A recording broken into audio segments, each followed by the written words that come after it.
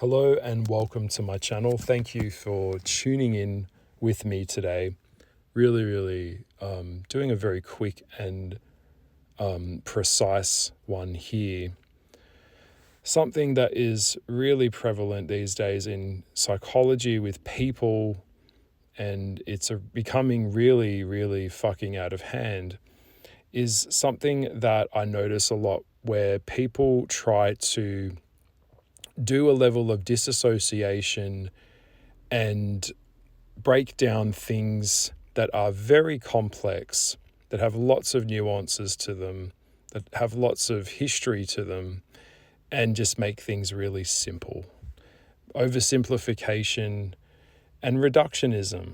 So taking something that is very complex, making it all just like fluffy, making it all really light, making it all fun, but without even taking the time to unpack something, understand something, understand something on a level where you really know what you're talking about.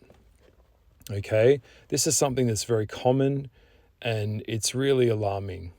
The next thing I want to talk about is departmentalizing things. Now, as a man, I know that men in general tend to do this quite often. They departmentalize. So, for example, as I'm going to give you an example here, is that a lot of people will break something down and disassociate from it so that they don't have to take accountability for it. So, for example, in a context of me just recently meeting someone, and I've noticed this with clients over the years, meeting a lot of different people just kind of walking into a space, whether it's in a clinical sense, whether it's in an office sense, whatever sense it is, it doesn't matter. But the general level of self-awareness is really decreasing.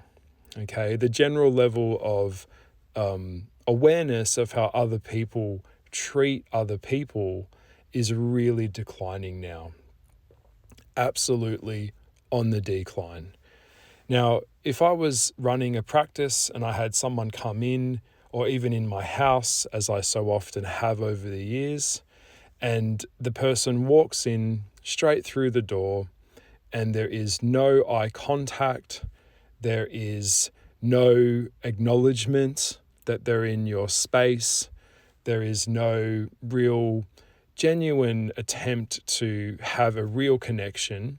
Kind of, they come in disassociated. There's no, hello, my name is John. What's your name? Hi, how you going? How's your day? What are you up to? Just general pleasantry or just a general acknowledgement.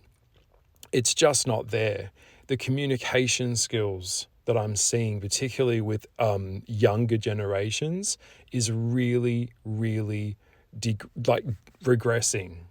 to a level where it's at a point now where, say, for example, you wanted to meet up with someone, go and have a coffee with someone, maybe even have a pint at the local pub with someone. There is no real commitment to the commitment of meeting someone anymore, and just not even being present with someone, even trying to hold really simple basic conversation now. Would you like to go for a walk in the park? And they look at you like you're insane. And it's really unbelievable, because it's like just in the last 10-15 years, this was something that was obvious, that's just how humans interacted.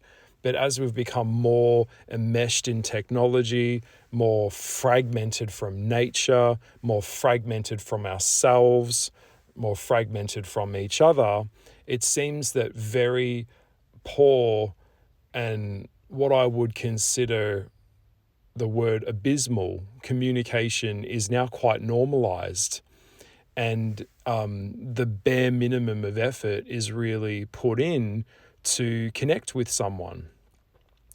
If you're single and that it's people dating these days is terrible, Everyone just uses each other. They will project that they want to have a relationship with you. They like the idea of it or using that word. They might court you.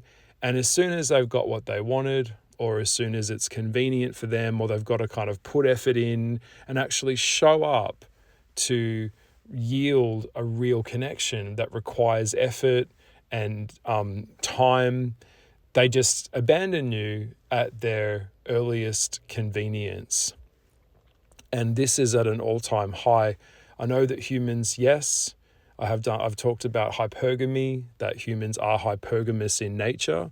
They are programmed to, it's inbuilt in us as animals, as humans, to always look for a better option.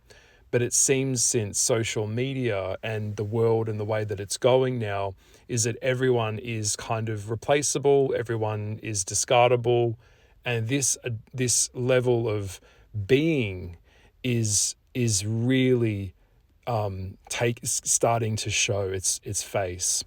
It's really quite scary now. And so mass levels of disassociation where, for example, we just disassociate from each other. We're not really present with each other. We're not showing up for each other has become quite normal. And now that that's kind of the new trend, or that's the way that it's going, one of the things that I've noticed in my studies of psychology and looking at people over the years is that dysfunction always sees function as dysfunction. Okay, so someone who's really in the wrong sees right as wrong to them. The problem is if that everyone gets on board with this way of being, and everyone is kind of, humans, monkey see, monkey do. It's like, that there's a trend, how we all communicate becomes the norm. Well, then what happens to people? What actually happens to society? How do we build real, lasting, stable connections with each other if we're all in some kind of disassociational state? It's really quite concerning to me. Now, I've met clients that have walked in, haven't had any communication skills that I would deem like on a level that is really kind of like acceptable. And they tell me that they're managers. They're telling me they're managing people. And one of the points that I wanted to just share with you that I'm noticing, and you're probably seeing it a lot too, is that not just the disassociation, but also departmentalizing something, which I'm trying to make my point here, which is that it's like people separate themselves from things that they have to take ownership for. So, for example, someone might say in a modern world these days, I'll be like, I have my sex life and then I have my love life. And it's like these two things are separate. Well, no, they're not. You can't disassociate from responsibility of behavior like it's something separate from you. For example, when a doctor goes to a clinic or when a surgeon performs surgery, they're performing a task in the clinic or in the surgery with patients. When the doctor leaves the clinic or the surgery, then they are still a doctor, but they're just not home. Or they're just not at the surgery, so they're at home. So they are a doctor at home, and obviously the environment has changed, but the person that is performing the surgery is still the same person. There still has to be some level of being in wholeness in the self where we're not fractaling ourselves and fracturing ourselves to just be like, it's not personal, don't think about it. But everything we do is personal. Everything we do affects others, and how that affects others. It's like if we're all standing in a queue in a line, if you push the person in front of you, that person in front will push back, or they'll push the person in front of them. It's like a knock-on effect. So a lot of people like to just shut it down. It's like I'm in some kind of open relationship, which is quite normal. You'll see a lot of people these days, they have their partner, and I've even I've even heard things like the new wokey term is like primary partner, and then I have my secondary partner and all this type of shit. It's like I'm using someone else for sex because I want to play with someone else. So I have my primary partner and then I have a second. Like, just shut the fuck up. Like, how could anyone rationalize this as stable or healthy? In order to have safety in a relationship, you have to bring safety into the relationship. You can't compartmentalize things. Otherwise, you're going to use someone else, your secondary partner or some shit, as a toy for you to play with when you're bored. Can't you see this is disassociation? It's not healthy for anyone to partake in that. It's going to be really good for your partner who's going to be like, oh, well, I wonder if they're enjoying their sex better with other people than with me. What's wrong with me? I'm not enough. Well, no, you're not enough. That's why they're fucking other people. And so we see an attack on language. We see an attack on just standard, basic human principles that are now all being kind of shifted and changed as the words and the language that we use to describe things is basically being eroded.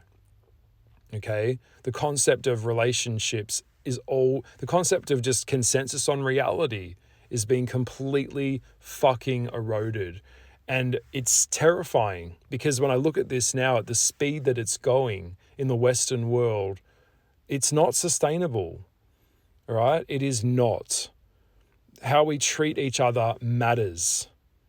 You don't get off the hook, okay? Disassociation to get you off the hook for ownership of how you treat and impact other people.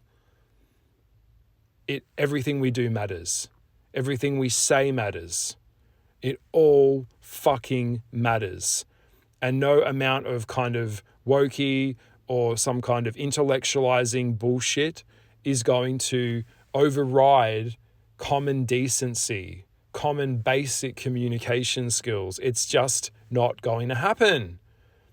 All right? So if you know what I'm talking about, leave a comment below because I'm sure you do, because that's where it's all going if you can't see that.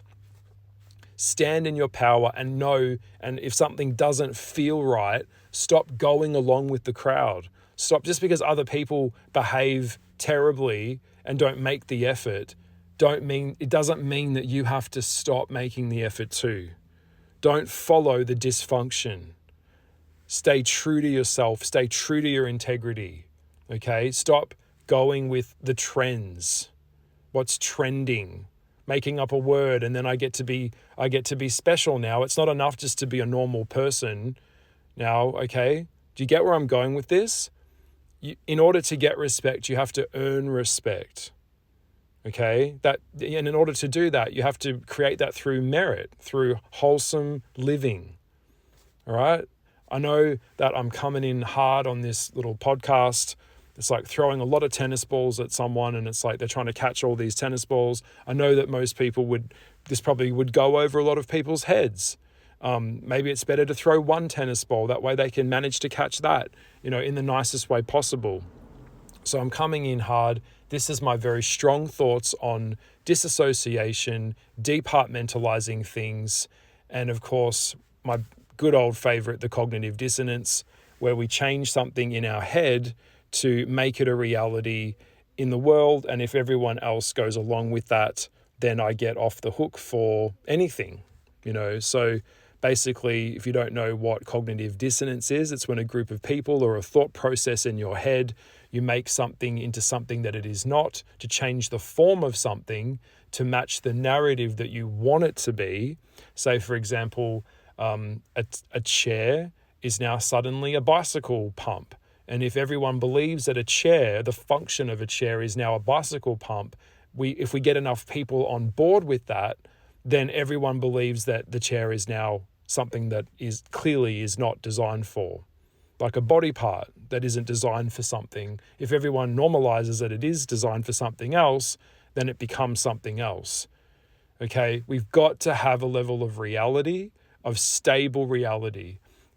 In my time working in the occult and looking at some of these principles, one of the Hermetic principles is the law of, obviously, nature, which is the law of, well, classification, the law of identity. When we start playing with the law of identity like it's some kind of thing that we can just chop and change when we feel like it today, think again. Doesn't work like that either, okay? Get real with yourself. You cannot prolong something and keep something up that isn't real, okay? So this has been my podcast for today. I hope it got through to you. By the fucking love of God, I hope it did. My God. It's getting wild out here now. Wild. Just fucking wild. All right. Lots of love and truth to you. Remember, the power of truth will always transform and override the power of a lie. All right? Love and truth are one. You can't have love without virtue, and you cannot have virtue without truth. All right? Truth wins through patience and love. Lots of love to you. This came from my heart, and I hope you understand. I will see you in the next podcast. Take care.